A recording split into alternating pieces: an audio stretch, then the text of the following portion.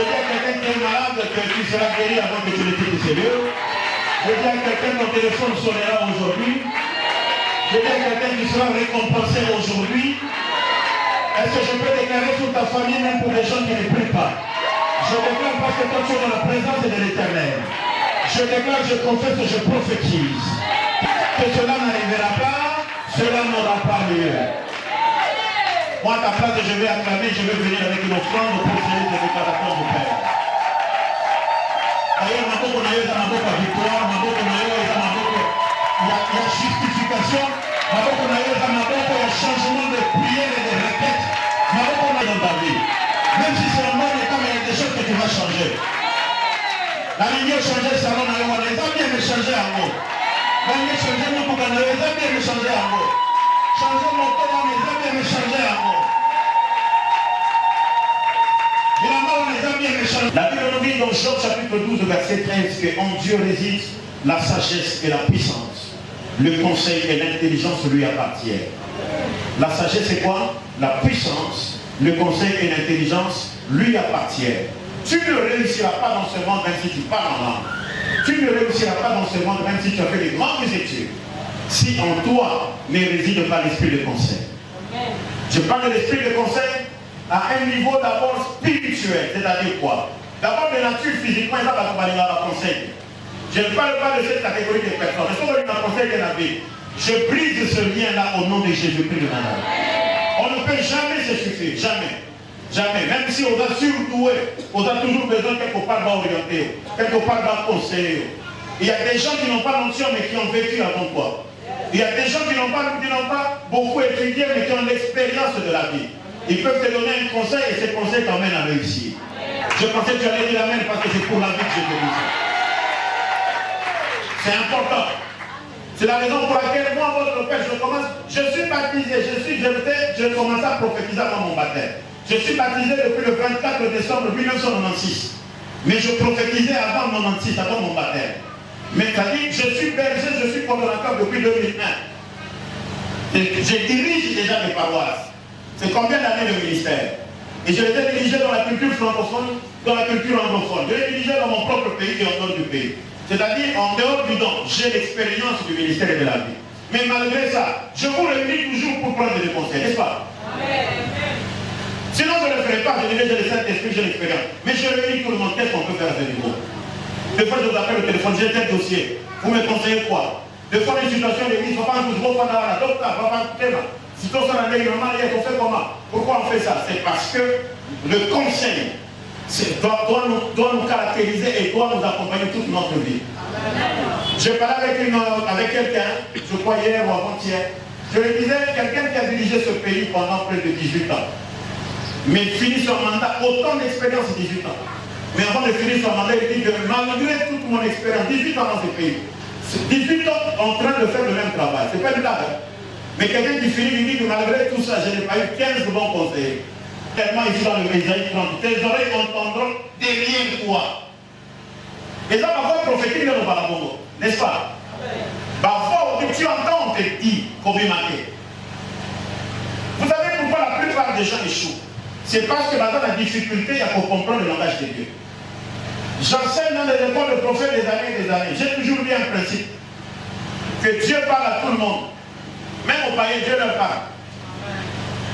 Il y a seulement une difficulté, les gens ne savent pas comprendre la voix de Dieu. Et comme si tu l'as déjà vécu. Comme si tu avais déjà vu ça. Comme si c'était ton rêve, comme si c'était réel. C'est pas que réellement, tu l'exites aussi. L'Esprit de l'Éternel te conduit. C'est à toi seulement qui a des difficultés. C'est à ton niveau qui a des difficultés de comprendre c'est quoi ça. La critique, l'Esprit de tes oreilles entendront. What on doit avoir la quelle société? On est dans la dimension de l'esprit de conseil. L'esprit de conseil est pour visiter Vinayo pour t'aider à ne pas faire des erreurs ou à ne pas tomber régulièrement dans les mêmes erreurs. Parce que je reviens, on peut faire des erreurs, on est des humains. Mais les erreurs nous touchent au sol et en haut, ça t'écoute la destinée. Mais l'esprit de conseil, parce que pour ceux qui écoutent l'esprit de conseil, lorsqu'il vient dans ta vie, il apporte deux choses. Premièrement, c'est l'esprit de direction divine. Deuxièmement, ça apporte ce qu'on appelle l'esprit de guidage divin. Sauf que là, visiter l'esprit de conseil. Et comme il y a deux choses. L'Ibosso est l'esprit de direction divine. L'esprit de direction divine, c'est l'esprit de Dieu qui prend tes pas et commence à les guider, t'emmener sur le chemin qu'il faut. Et l'esprit de guidage divin, c'est ce qui te donne maintenant la force. Parce que je donne un exemple. Dans la réunion, ou dans l'évangéliste, ou dans la prophète, ou dans le pasteur, ou dans la docteur de la parole. Mais écoutez, ce n'est pas parce que quand Dieu t'appelle à devenir pasteur, que tu deviendras ce moment de jouer dans la robe du pasteur. Non. Il faut un guidage divin qui va t'emmener dans un parcours, il y a pour faire asseoir le mandé et t'introduire et te consacrer dans ce monde de soi, pour ça la tête. Pourquoi? C'est-à-dire qu'il y a des choses que tu vas sentir qu'il faut faire. Tu vas sentir qu'il ne faut pas faire. Vous voyez ça? Au moment même dans la maison, même chez toi en famille, il y a des problèmes que tu vivais, tu ne vas plus le vivre. Il y a des problèmes que tu posais aux autres pour faire un bon sous terre. Même à l'église, tu seras utile parce qu'il y a un esprit de conseil qui vient là. Au moment de l'apprentissage, auprès d'un maître, au total, il s'en a pas école à la sacerdoce, ou bien à l'école à la paternité. L'apprentissage auprès d'un maître, c'est-à-dire quoi? Pour que tu comprennes, parce que ça va y voir. La plupart des gens pensent que pour que le père me forme, il faut faire la chaque jour là dans ma boue, il t'emmène, tu crées un autre Israël. Non. Il suffit seulement d'être dans l'alliance et faire comme aux autres, directement dans nos autres formés. Maintenant, parmi lui, nous avons la disciple, il y a toujours celle-là avec 12. Il y a toujours les 3 ou 4 qui étaient encore avec lui en privé. Ça ne l'arrête pas. Mais du fait que tu participes au culte, le Père parle directement aux autres formations. Quelqu'un comprend ça? Alors, l'esprit de conseil, lorsque tu as la vie, ça t'aidera ma casse. Je reprends ce que j'avais dit, je crois, la semaine passée. Il y a des erreurs que tu peux commettre. Bon, c'est juste une erreur, ça te donne un petit souci par rapport à l'erreur. Mais dans l'erreur, quand tu les commets, et déstabiliser, puis dans mobile. Alléluia. J'avais envoyé un prophète dans sa vie pour qu'il fasse une prière à jeûne. Mais il avait dit au prophète, ok, je vais t'appeler, je vais faire le dernier, je vais t'appeler. Prière, on a appelé ça, Dieu m'a donné même le nom de ce prophète-là, 14 ans après. Je commençais à parler à la personne, mais elle allait presque mourante. Mais sa famille, l'histoire, oui. Maintenant, tout à l'heure, il y a un prophète, d'ailleurs, on avait mal reçu. L'organisme a dit qu'il est venu seulement demander de l'argent. Vraiment, on va libérer pour sa bénédiction. Il pense que lorsqu'on donne à Dieu, c'est par besoin d'argent ou bien par besoin de l'argent. Non. Dieu n'est pas comme ça.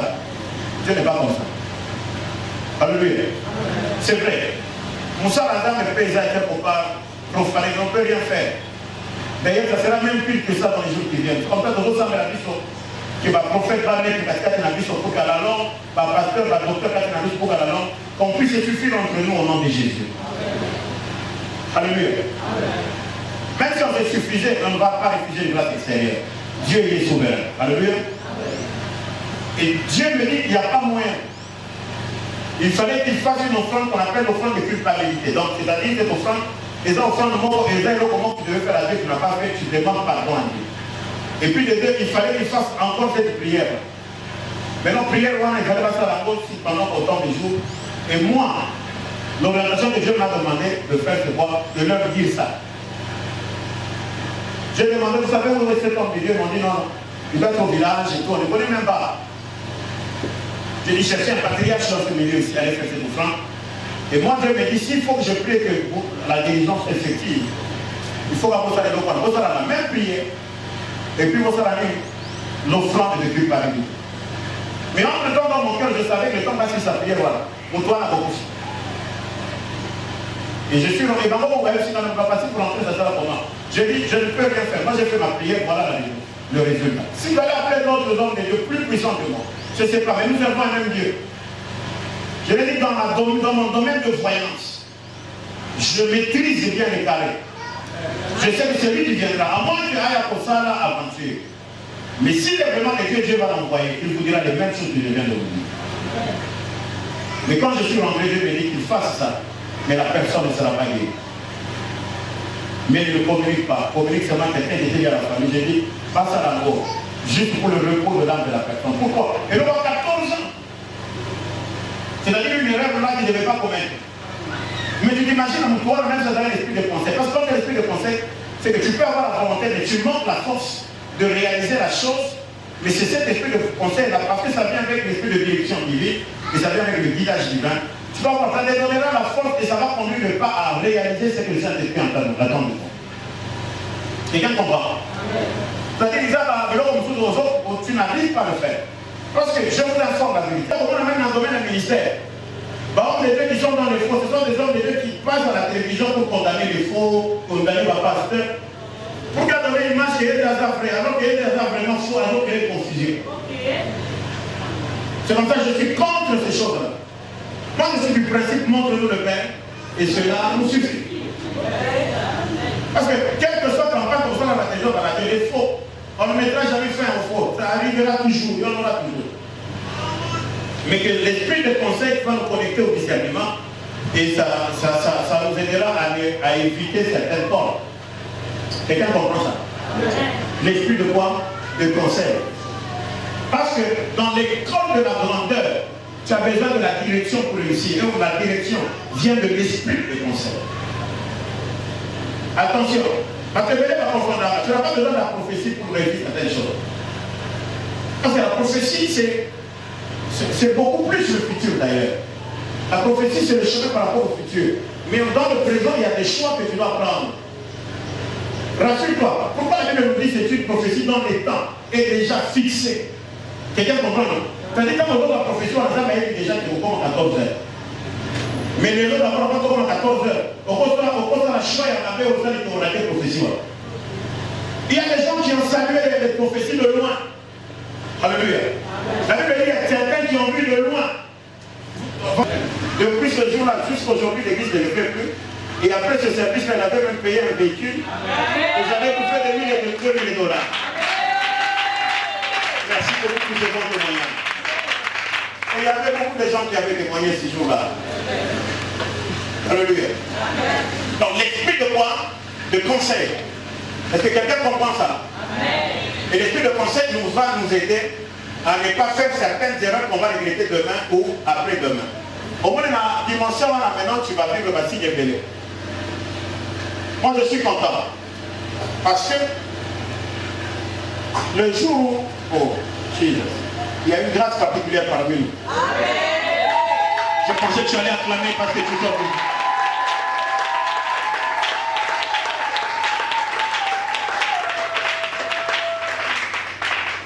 L'esprit de conseil va beaucoup nous aider dans la vie. Pourquoi? Parce qu'il y a des choses qui arrivent dans notre vie qui vont nous pousser à abandonner, qui vont nous pousser à laisser tomber. Mais cet esprit parlera derrière nos oreilles pour nous dire non, fonce, mais travaille comme ça, travaille comme ça.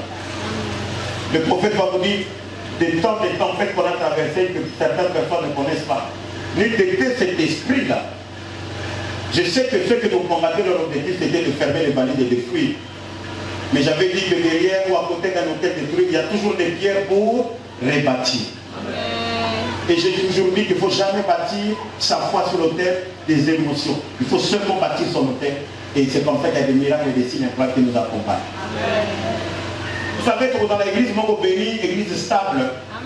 Parce que nous écoutons ce que le Saint-Esprit dit et l'esprit de conseil par où il nous accompagne pour vivre certains miracles. Je vous ai dit, la promesse est là. Mais qu'est-ce que ces conseils te disent pour que tu ne rates pas ta saison? Alléluia. J'ai dit dernièrement dans un principe que le diable aura 1000 raisons pour te faire tomber. Mais ça sera à toi d'avoir au moins 10 000 raisons pour rester debout. Mais ça vient comment? J'ai échangé avec quelqu'un qui est sur l'arbre que Jésus avait maudit. Vous vous rappelez l'histoire de l'arbre que Jésus avait maudit? Pourquoi? Parce que ça n'avait pas produit des fruits. Et on échangeait avec cet homme de Dieu. On a dit que c'est la faute de l'arbre. C'est vrai, Jésus, lorsqu'il a besoin du fruit, il faut que puisse en avoir. Point barre.